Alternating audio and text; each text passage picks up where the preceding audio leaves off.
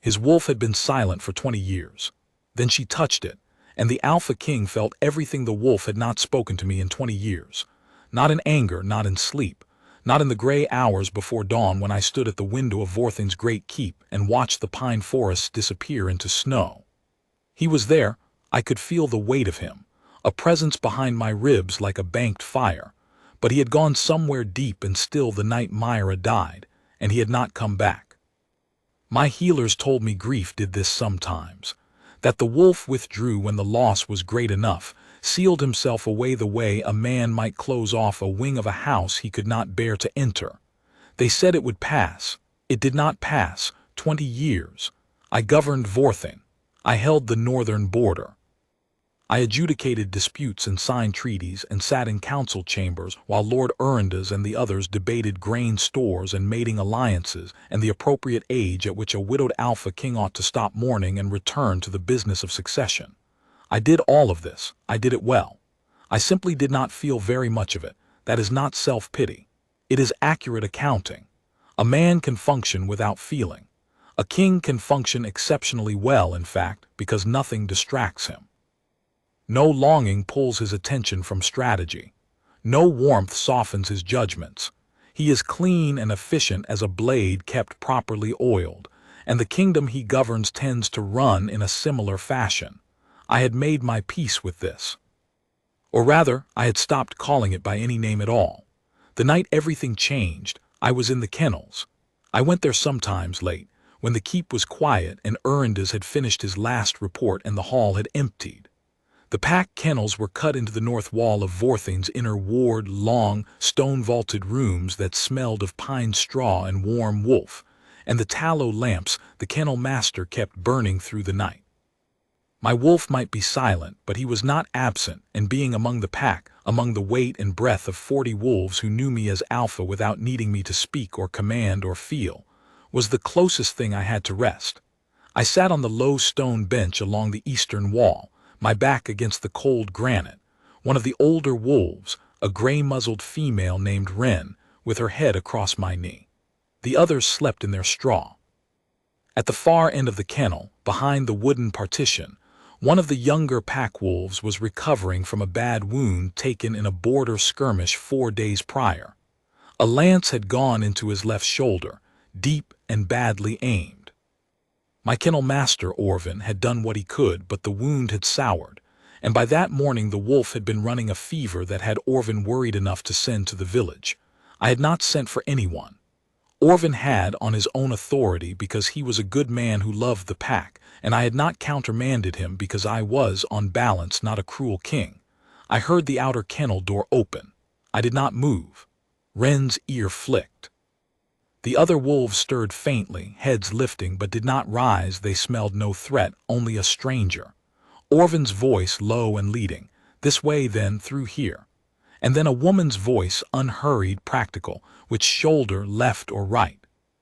And how long since the fever broke, or hasn't it?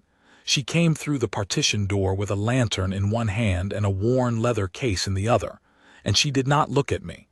This was unusual.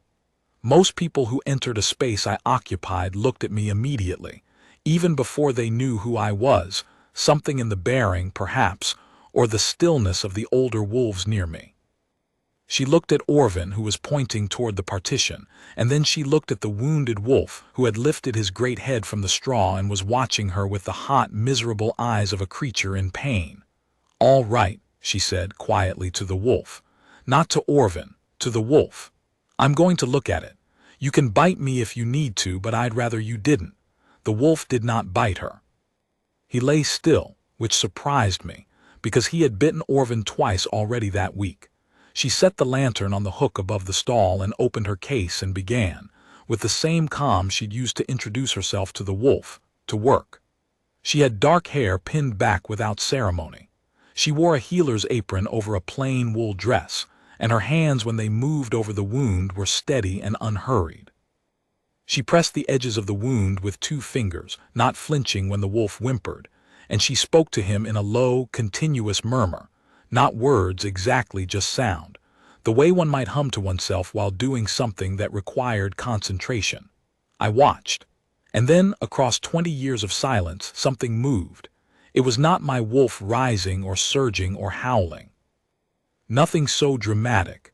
It was more like a door that had been shut so long the hinges had rusted, and something on the other side had pressed its palm flat against the wood. A warmth, a pressure, a sense of attention from the part of me I had stopped consulting. Wren lifted her head from my knee. I looked at her. She was looking toward the partition, ears forward, and then she looked back at me with the particular expression that older pack wolves use when they know something you don't and are entirely unimpressed by your slowness. I looked back at the partition. The sick wolf had his chin resting on the woman's knee. He was watching her face. His tail, which had not moved in 4 days, was making a slow, deliberate sweep through the straw. She had not noticed me yet. She was rewrapping the wound with linen strips from her case, her fingers quick and sure, still murmuring. The lantern light caught the side of her face, a fine-drawn profile, composed, wholly focused on the task. The warmth behind my ribs pressed again. Steadier this time, more deliberate, I stood. Orvin, who had been hovering near the partition doorway, saw me stand and went very still. He did not speak. The woman looked up. She saw me and did not startle, which I noted. Her eyes, dark, direct, assessing, moved over me the way a healer's eyes move over any patient. Taking stock, classifying, moving on. She registered a large man in a plain dark wool coat in the kennel late at night, and she returned her attention to the wolf's shoulder. "He'll need the dressing changed tomorrow and the day after," she said to Orvin, presumably. "The wound is clean now, but it was very close. Keep him still and warm. Don't let him put weight on it for 3 days, and send for me if the fever comes back." "Yes," Orvin said, carefully. She patted the wolf's head, and the wolf, who had bitten Orvin twice, pressed his nose into her palm and exhaled. She latched her case and picked up her lantern and turned to go, and she looked at me directly for the second time. She gave a small, practical nod, the nod one gives a stranger in a doorway, "Excuse me, pardon me," and moved to step around me. "What is your name?" I said. She stopped. She looked at me again, the same assessing look, recalibrating now. Something passed behind her eyes, not fear, not flattery, closer to patience. "Senna," she said. "I'm from the Ardenvale Healing House, Lower Village. Orvin sent for me." "I know why you came," I said. "What is your pack house?" A brief pause. "None. I'm an independent healer. No house affiliation." Something in her tone said she'd answered this question many times and was entirely comfortable with the answer, which meant she had faced whatever followed it many times and was comfortable with that too. Not bitterness, just fact. "The dressing," I said. "You'll come back tomorrow." She looked at me for a moment longer, again that quality of patience, of a woman who has learned not to argue with the certainties of powerful men as a matter of practicable efficiency. And she said, "Yes, tomorrow evening," and walked out. I stood in the partition doorway and listened to the outer kennel door close. Wren pressed her nose against my hand. Behind my ribs, in the place that had been a banked fire and nothing more for 20 years, something had begun, very slowly, to burn. I did not sleep well. This was not unusual. I slept lightly as a matter of habit, and the great keep of Vorthane had enough noise in it, settling and wind pull and the distant calls of the night watch. That deep sleep required a deliberate effort I rarely bothered to make. But that night the wakefulness had a different quality. It had direction. It was toward something rather than simply the neutral alertness of a man who had learned to stay ready. My wolf, in the deep place he inhabited, was not speaking. But he was no longer entirely quiet. There is a difference, and it is not a small one. Silence can be absence or it can be attention, and I lay in the dark of my chamber and recognized that what I was feeling was the latter. He was listening. The way a wolf listens when it has caught a scent, head up, every sense focused on the source, waiting. I told myself, in the measured way I had learned to talk to myself over 20 years of governing alone, that this was probably nothing of consequence. A strong healer could affect the pack energy. Senna had clearly been effective with the wounded wolf, and the pack sometimes registered that kind of presence, and perhaps my wolf was simply responding to the pack's response. A sympathetic vibration, not the bond, not anything significant. I had become very skilled over 20 years at explaining things away. I gave it up around the third bell and got up and went to stand at the window and watched the snow come down through the dark over Vorthane's pine forests, and I let myself, for the first time in a long time, stop explaining anything at all. By morning I had decided to check on the wounded wolf myself. I did not go in the evening when she was expected.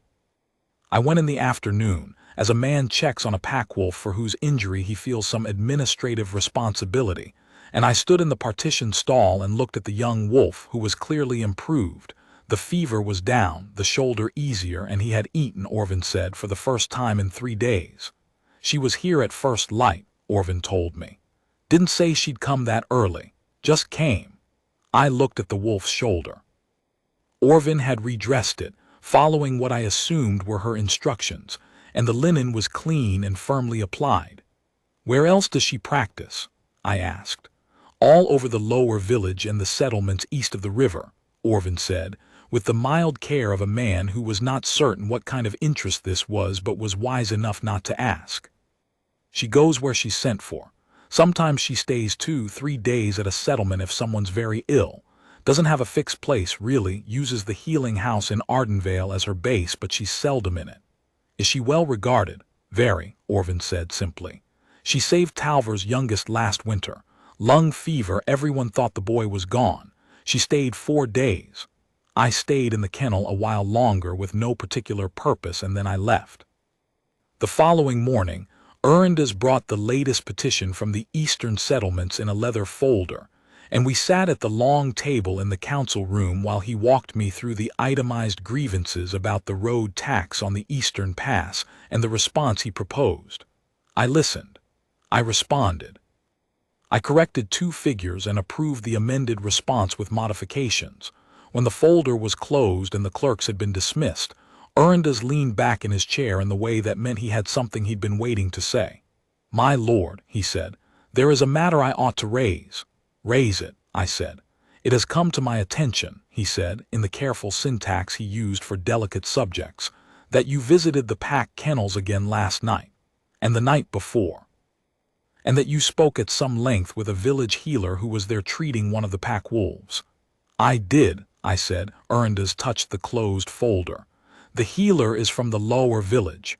No house affiliation, no pack rank, no family connections of any standing.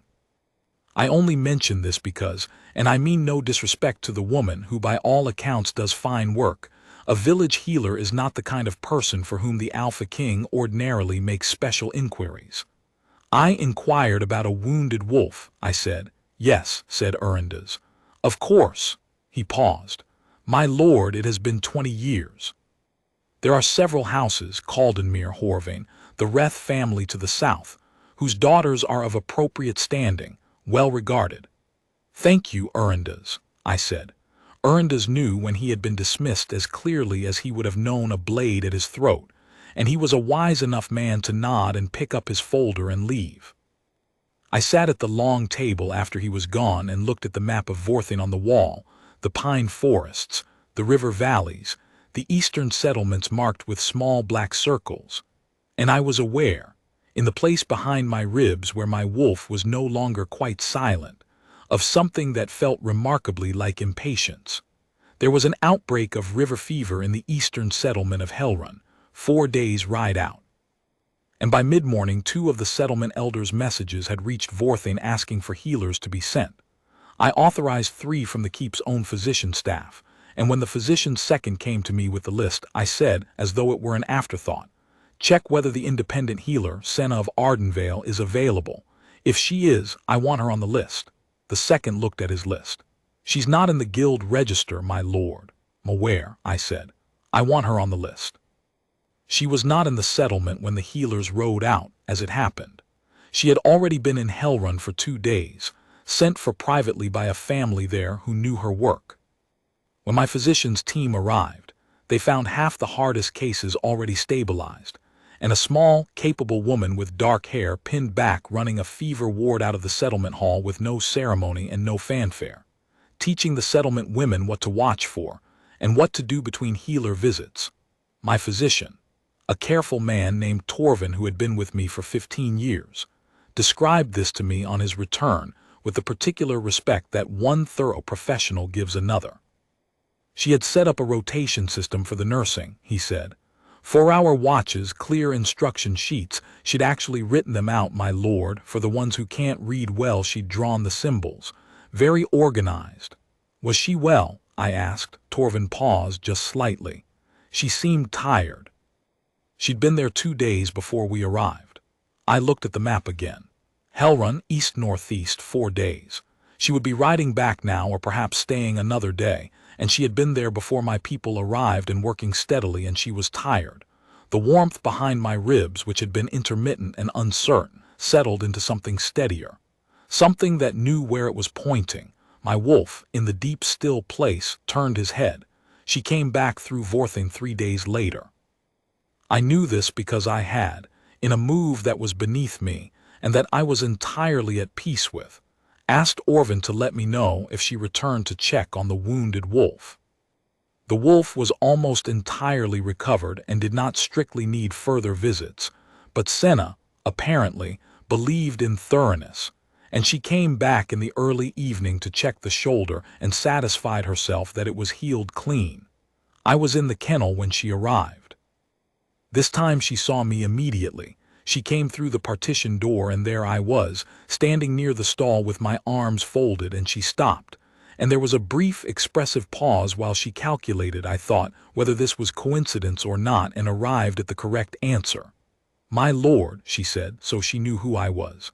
I had half suspected she had known from the first night. How was Hellrun? I asked. Another pause. She looked at me with the same direct, assessing quality she turned on everything: wolves, wounds, unexpected Alpha Kings loitering in kennels. Better than it might have been, she said. The fever strain wasn't the bad kind. Most of them will recover. She glanced at the wolf's shoulder. May I, please? I said. She set down her case and knelt by the wolf, who came to her immediately, tail already moving, and she examined the shoulder with her careful hands and then sat back on her heels and seemed satisfied. Clean, she said. He'll have a scar but no lasting stiffness if he doesn't force it too soon. She began to rise, and I said, Senna. She stayed where she was, kneeling in the straw, which I hadn't expected. Most people got to their feet immediately when addressed by their alpha. She looked up at me, level and patient, the lantern light on her face. Torvin speaks very highly of your work in Hellrun, I said. Torvin is generous, she said.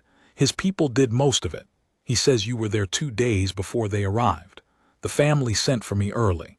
I looked at her for a moment.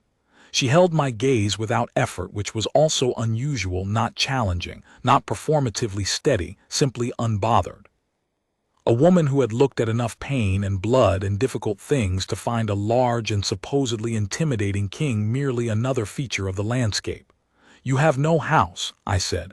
No, she said. By choice? She considered this. Partly, she said.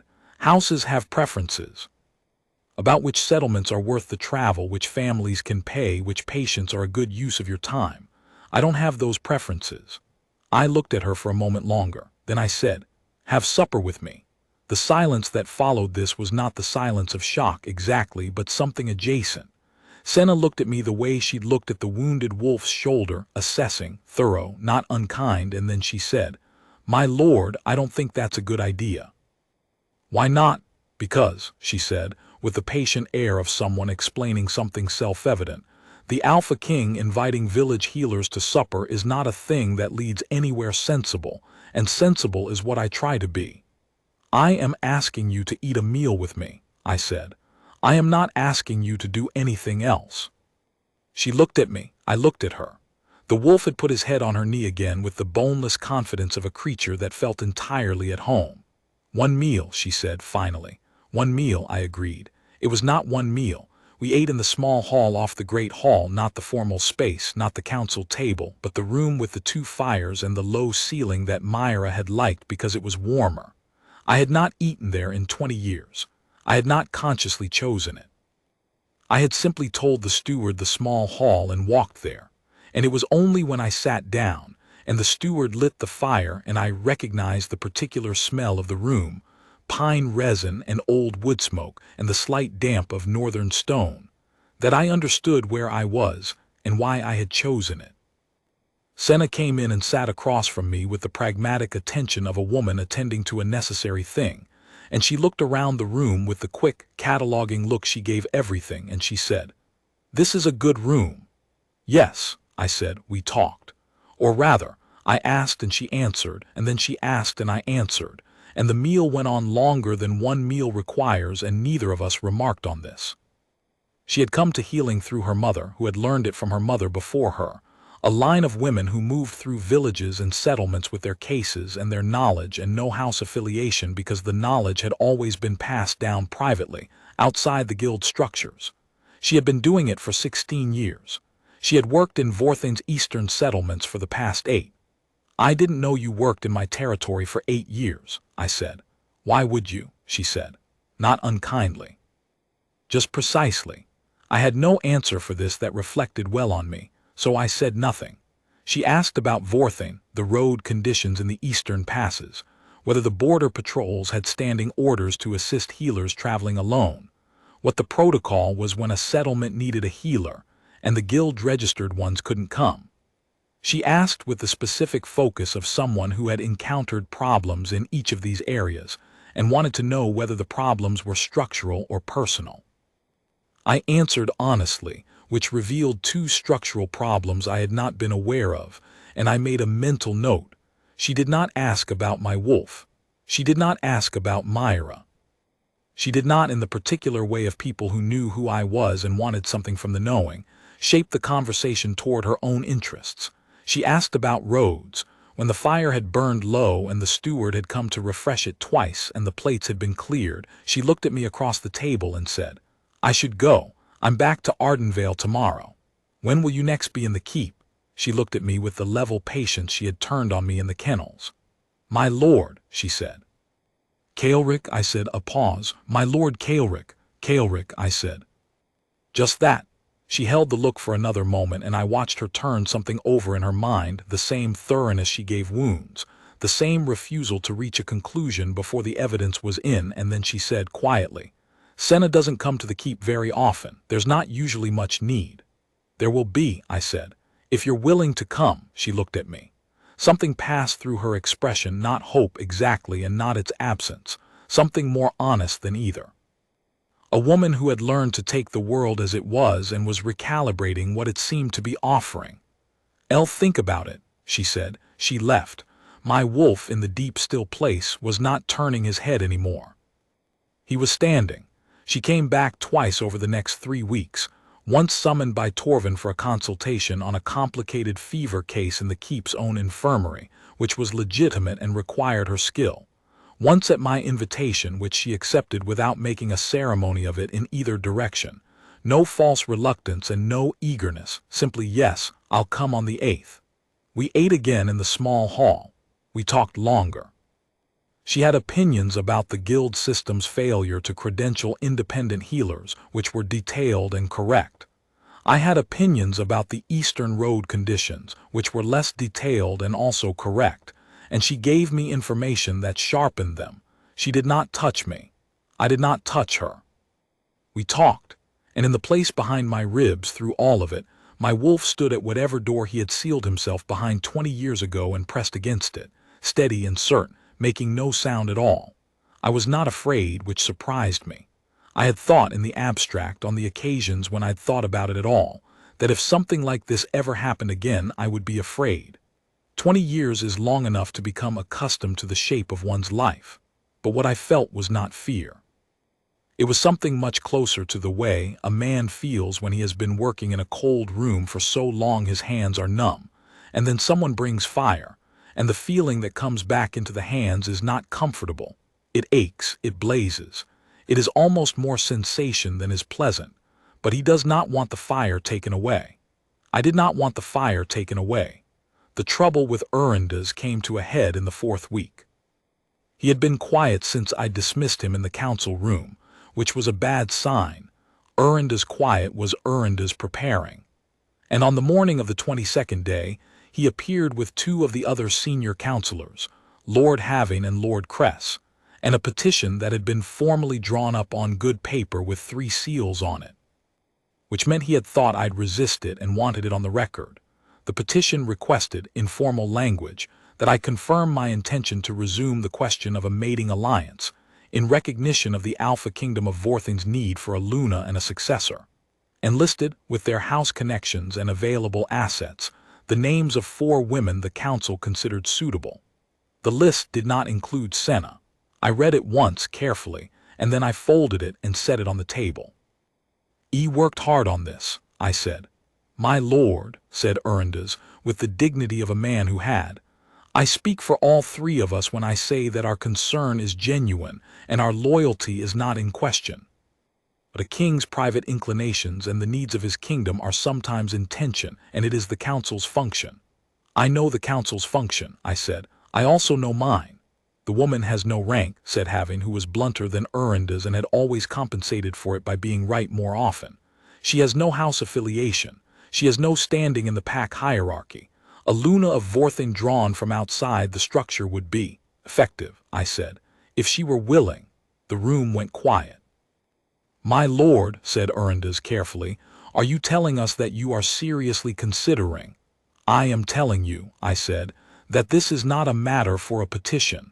I picked up the folded paper and handed it back to him. "Thank you for your concern. It is noted." They left, with the careful movements of men who had more to say and the wisdom not to say it yet. I sat in the empty council room and looked at the map again, and my wolf in the place he'd stood for 20 years put one paw against the door. I ought to have spoken to her directly. That is the correct sequence, the honest one. The man who wishes to claim a woman tells the woman first. I knew this.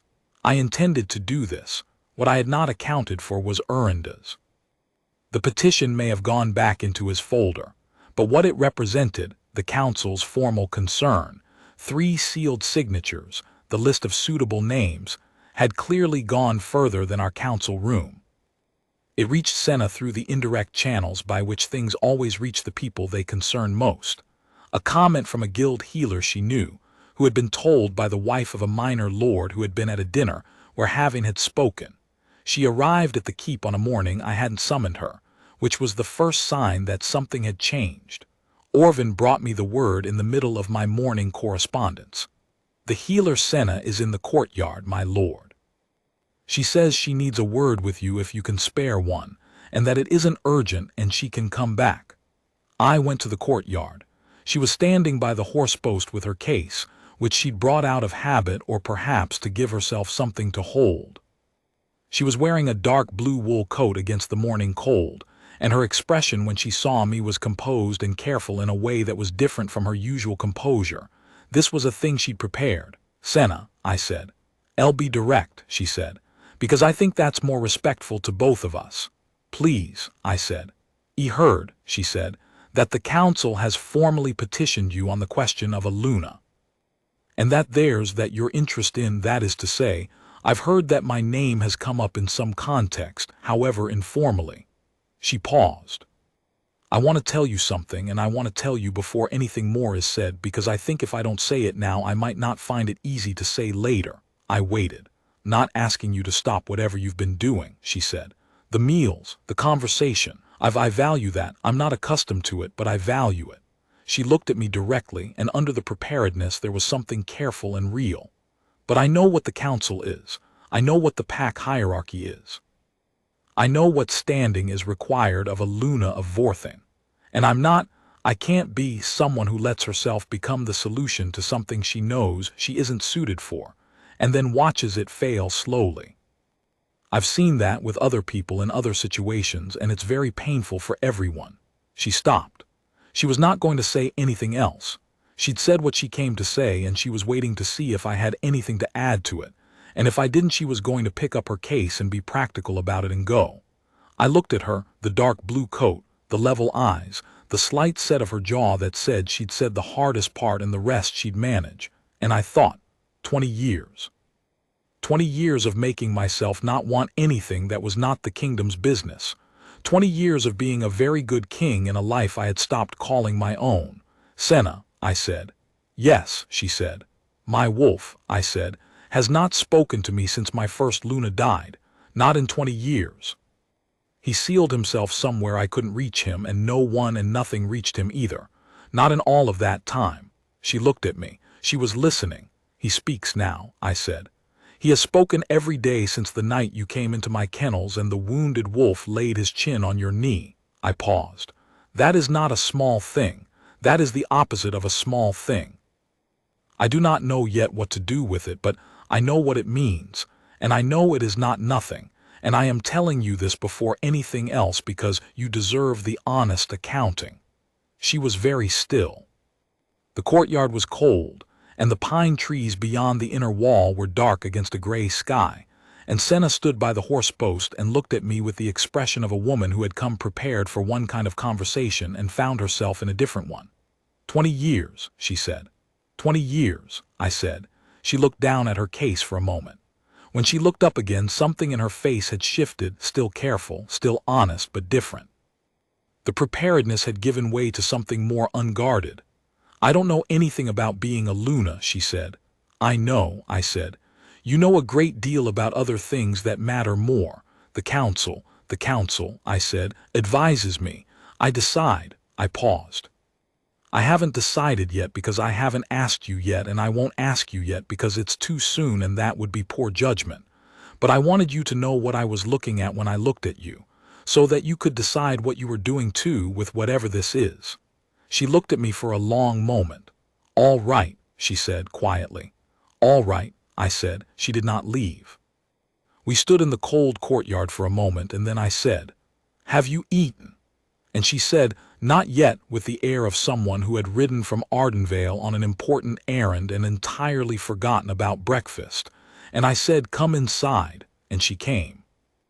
The great hall of Vorthane held a formal council session on the last day of the month, as it always did. The full assembly of lords and senior pack members, the quarterly accounting, the petitions from the settlements, the reports from the border captains. 40 people at the long table and another 30 standing, the pine resin torches in the iron brackets throwing gold light across stone and fur, and the good wool of the northern pack's formal dress. I sat at the head of the table, as I always did. Uranda's was on my left, Having on my right, and the session proceeded as sessions proceed when a well-organized kingdom has nothing especially dramatic to report. The road tax petition from the Eastern Pass was resolved in the settlement's favor. A border dispute was deferred pending additional information. The quarterly grain assessment was presented and accepted with minor corrections. Senna was in the hall because Torvin had asked her to bring 3 months' supply of the fever-preventive tincture she compounded. A request coordinated beforehand, legitimate, nothing out of the ordinary, and she had come in quietly through the side door and was standing with Torvin near the hall physician's table at the far end, behind the seated rows, while he logged the receipt of the tinctures. She was not supposed to be part of the session. Neither of us had planned it that way. My wolf had been still all morning, not the old silence, not the retreat, but the stillness of something that is about to move and knows exactly where it is going. I had felt it since I woke, and I had carried it through the morning's preparations and into the session like a man carrying a lamp that he is careful not to jostle. I was listening to Having's border report when I heard, rather than saw, the change in the hall. It is a specific sound, the shift of a large assembly's attention, 40 people simultaneously becoming aware of something and reorienting toward it without quite knowing why. A collective inhalation, a rustle of movement. Someone near the back of the hall said, very quietly, "What in?" I looked up. My wolf was crossing the hall. He had come in from the side passage, the one that connected the hall to the inner ward corridor which led to the kennels. He was large, larger than most pack wolves, silver-gray with the years, and he moved through the council chamber with the particular unhurried certainty of an animal that has decided where it is going and is not interested in the opinion of the 40 people it was walking past. He was going to Senna. She saw him coming and she went still, not frightened, just alert, the same attention she gave new and uncertain things, and she looked at him with her careful, assessing eyes, and he walked to her through the council chamber and lay down at her feet. The hall was completely silent. I mean completely. The border report stopped mid-sentence. The clerk stopped writing, having stopped speaking. 40 people who had been conducting the business of a northern kingdom stopped and looked at a silver-gray wolf lying at the feet of a woman in a dark blue coat standing near the hall physician's table. My wolf put his head on his paws and closed his eyes. Senna looked down at him. She looked up at me. Across the length of the council hall our eyes met, and in the place behind my ribs the thing that had been pressing against a door for 4 weeks and standing against it for 20 years came through, all at once, warm and certain and overwhelming, like everything the cold room had kept out returning in a flood, not grief. Not the shadow of it, something else. Something that knew her name. I stood. I was aware, distantly, of Uranda's turning to look at me, of having going very still, of the entire formal assembly of Vorthane's lords and senior pack members watching the Alpha King push back from the head of the table and walk the length of his own council chamber. I walked to her. She was looking at me, still that quality of composure, but under it now, something she had not entirely managed to put away, something open and careful and real. My wolf was at her feet. The hall was silent. "Senna," I said. "Kaelric," she said. I took her hand. She let me. I turned to face the hall. 40 people. The lords of Vorthane, the senior pack, the clerks and captains and counselors, all of them watching. Uranda's was looking at me from the left side of the table. He was a wise man and a loyal one, and he had been my counselor for 15 years, and he was reading, in the way that intelligent men read the Alpha's bearing and the silent wolf and the taken hand and the expression on a king's face, exactly what was happening. He rose from his chair. He bowed. Having rose, he bowed. The lords rose. The senior pack members rose. Not because they had been commanded to, I had said nothing that required it, but because the pack knew, the way the pack always knows, what the wolf knows. And my wolf, who had been silent for 20 years, was lying at her feet. "My lord," said Uranda's when he straightened. Not protest. Not the petition. Something else, the particular inflection of a man who is revising his position and has enough character to do it with some grace. "Thank you," I said. He nodded. He sat down. Senna's hand was steady in mine. She had not tightened her grip or loosened it, just held it the way she held everything, with the same calm and care she brought to wounds and wolves and fever cases and difficult Alpha Kings loitering in kennels. She looked at the bowing hall with her precise, assessing eyes, and then she looked at me. "I still don't know anything about being a Luna," she said quietly. "I know," I said. "I suspect," she said equally quietly, "that your council is going to have a great deal to say to you." "I suspect the same," I said. "I look forward to it." Something that was not quite a smile moved at the corner of her mouth. My wolf, at her feet, exhaled once deeply and was still. The formal session resumed after a brief interval. There were border reports to finish, and the grain assessment still required 3 signatures. And Senna sat in a chair that was produced from somewhere and placed beside mine at the head of the table, because she was there, and because it seemed impractical to have her stand near the hall physician's table for the remaining hour of business, and because I was not, at that particular moment, inclined to let go of her hand. She listened to the border reports with the same careful attention she gave everything.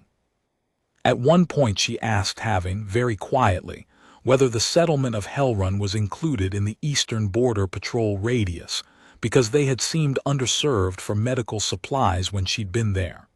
Having looked at her, recalibrated visibly, and said he would look into it. After the session, Uranda stopped me in the corridor. He had his folder under his arm, and his expression had the particular quality of a man who has rearranged his understanding of a situation and arrived somewhere he hadn't expected to be. "My lord," he said, "I'll withdraw the petition." "I know," I said. He paused. "She asked, having a very good question about the Eastern Patrol radius." "I know that too," I said. Uranda's looked down at his folder, and then he looked at me, and he said something I had not heard him say in 20 years of service, not in grief, not in difficulty, not in any of the long cold months. "I'm glad." He walked away down the corridor. I stood there for a moment in the stone corridor of Vorthane's great keep, with the pine resin torches and the cold draft from the outer ward and the distant sound of the pack in the kennels. And I felt, for the first time in 20 years, the precise and specific sensation of being exactly where I was supposed to be. The small hall that evening. The fire. 2 plates and a pitcher of the dark northern wine that came from the settlement at the edge of the pine forest, and the snow starting again outside the high window. My wolf was under the table. He had followed us from the great hall, which was both unprecedented and, given the day, entirely appropriate. He had not gone back to the kennels. He had not gone anywhere else. He was lying under the table with his head on Senna's feet, which she bore with the same equanimity she brought to most situations involving animals. "Does he always do this?" she asked. "He has never done this," I said. "He has done very little, in fact, for 20 years. She looked at me across the table, the firelight catching her face. "You didn't tell me that part. When you said he'd spoken, I didn't understand quite what you meant." "I know," I said. "I wasn't sure how to explain it." She reached down and put her hand briefly on my wolf's side. He did not move. He breathed long and slow, the breath of a wolf who is exactly where he intended to be. "What did he say?" she asked. "When he spoke to you." I thought about this. It was not easy to translate. The wolf's language is not words exactly, but it carries meaning the way words carry meaning, in its weight and direction and the thing it reaches toward. "Hers," I said. He said hers. Senna was quiet for a moment. She looked at the fire. "I should tell you," she said finally, "that I have a very practical nature, and I am going to require a great deal of time to understand all of this. And that I am going to continue asking difficult questions about road conditions and patrol radii, and whether the guild system is serving the eastern settlements adequately." "Good," I said. "And that being a Luna," she said, still looking at the fire, "is not something I know how to do, but healing is. And this," she paused, "this is something I can learn if it's real." "It is real," I said. She looked at me. The same direct, assessing look, and under it now something she was not trying to put away. Something warm and careful and true. "All right," she said. The fire burned. The snow came down outside. My wolf's side rose and fell beneath her hand. 20 years is a long time to spend in a cold room, but the warmth, when it comes back into the hands, is worth the ache of it. That is not sentiment. It is the most accurate accounting I know how to give. Her hand in mine, across the table in the room that smelled of pine smoke and old stone, and the beginning of something I did not yet have a full name for, but that my wolf had known the moment she walked through the kennel door, calm and unhurried and entirely certain, the way all destined things are, once they finally arrive. Word count check. Let me estimate. I'll do a rough section-by-section count. Opening section from "the wolf had not spoken" to "had begun very slowly to burn." Tilde 1 450 words.